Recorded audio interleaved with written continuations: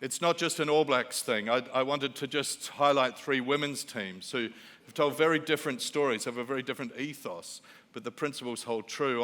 On screen left is the US women's national team, soccer team, football team, who came together around a particular purpose, a very powerful purpose. Their words, not mine, I just hasten to add. Their purpose was to prove that playing like a girl is a compliment. That playing like a girl is a compliment. When they came to sort out their value system, they didn't choose humility because they figured that women have been humble for too long. So they chose badass instead. Their language, again, not mine, very American. But they really are a badass team. They won and dominated on the field, I think 4 World Cups, 5 Olympic golds, something like that. But maybe most significantly, they became the first international women's team to achieve pay parity with their male counterparts. They knew what they stood for, they knew what they didn't and they wouldn't, and they knew why they did what they did, and they played with that purpose, and it shows.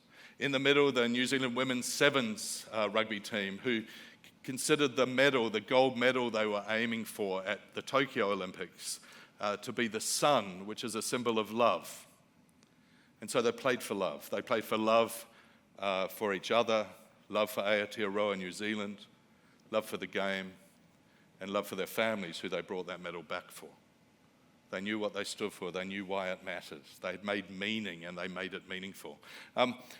The team on the right, GB women's hockey, came up against the Dutch, I'm afraid, in Rio.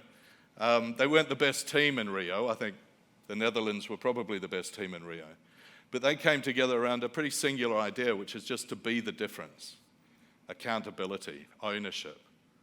You don't want to have your hand out, you want to have your hand up. Not hand out, what can the team do for me, but hand up, what can I do for the team?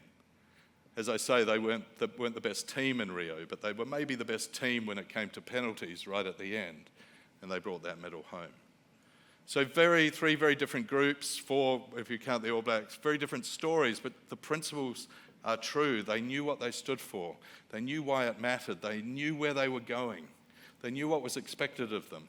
And they had a reason why. They'd asked themselves that deep and profound reason, why does this matter? What contribution am I making? What legacy am I leaving?